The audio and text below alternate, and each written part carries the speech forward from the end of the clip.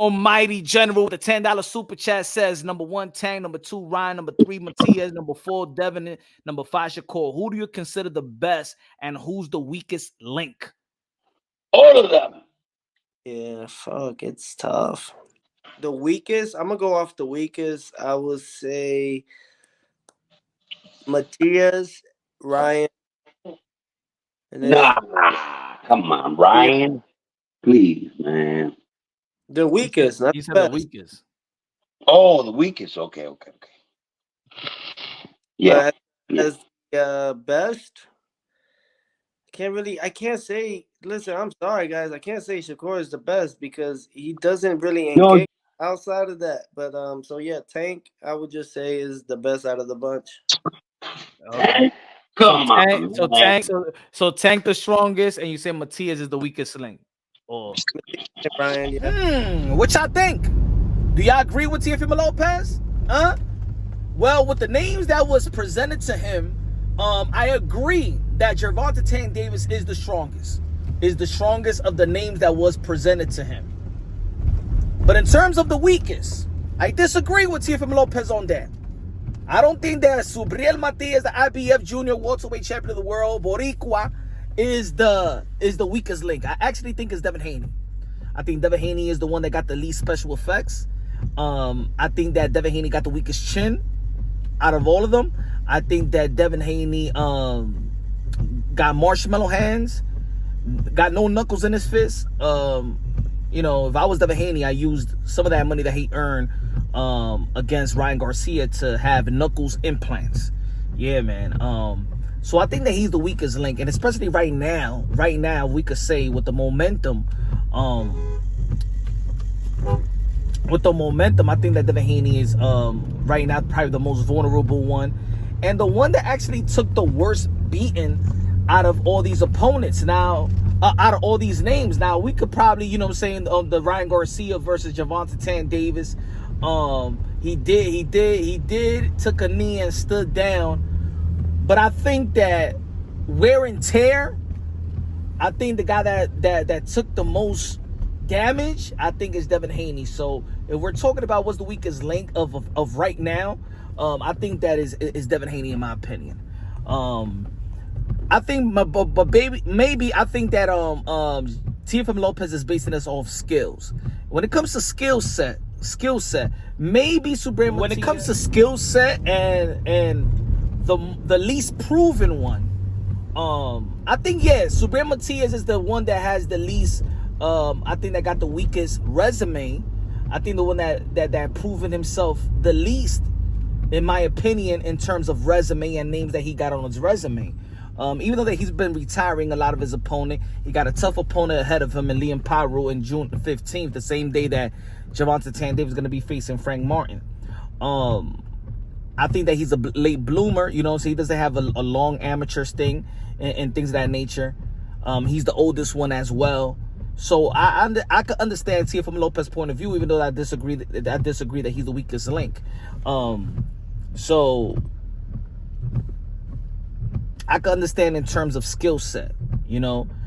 Subriel Matias have stated in one of the interviews, one of the latest interviews he had with Mill City Boxing, he actually said that, you know, when he was asked a question of, you know, what he feel, how he's gonna perform versus a guy like Teofimo Lopez and Devin Haney, and Subriel Matias said that I can't outbox Teo nor Haney. The only way I could beat them is by knocking them out. I'm not gonna win them. I'm not gonna beat them in the boxing match. So right there, Subriel Matias is telling you that he can't adjust. He don't got multiple adjustments. He's gonna knock out somebody or get knocked out. So in terms of skill set and layers, I think that Subriel Matias got the least. But we've seen in the past that guys with least skills could beat the guy that's supposed to have the more skills. Remember Ricardo Mayorga versus Forrest, beat him twice. Forrest, so he was a high skillful fighter, and Ricardo Mayorga still beat him. So not all the time is the case that skills pay the bills. You feel me? I think in the 140-pound division, And I say this. I was talking about this in my live yesterday. And if you haven't subscribed to the channel, subscribe to the channel. Y'all already know, y'all already tuned into Punch Round Boxing, aka Mr. Moonshine himself. Subriel Matias is the IBF champion. So Subriel Matias is subjected to be fighting you know, with the rehydration clause, no more than 10 pounds. But if he gets into a unification battle, think about it, then Subriel Matias is gonna rehydrate comfortably like the other fighters. Can you imagine if Subriel Matias is knocking everybody else out? Everybody they put in front of him, right? He's retiring dudes, right? Imagine Subriel Matias if he rehydrates the same way that guys like Devin Haney is rehydrating. 20 pounds, 16 pounds, 17 pounds. Can you imagine that Subriel Matias weighing at 160 pounds? Huh? Not the 150 pounds Subriel Matias. Can you imagine Subriel Matias weighing and coming ready to fight, waiting at 156, 157 pounds?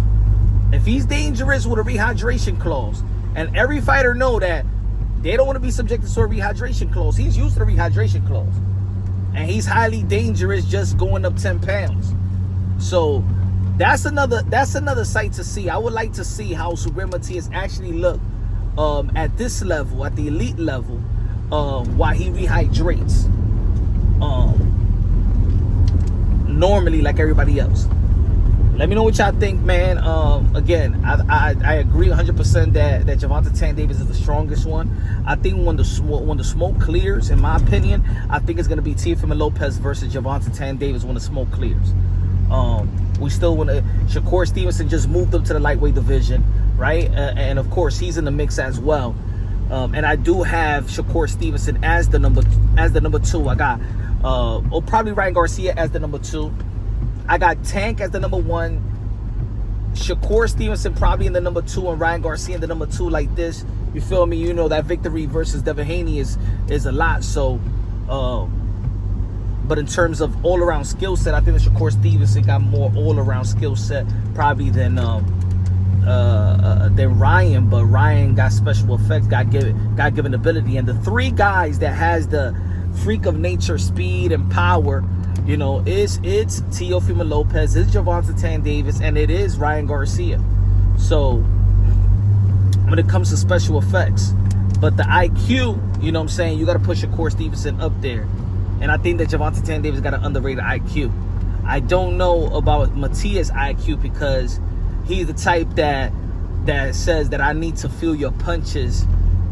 That you don't. That's not the proper way to go about things.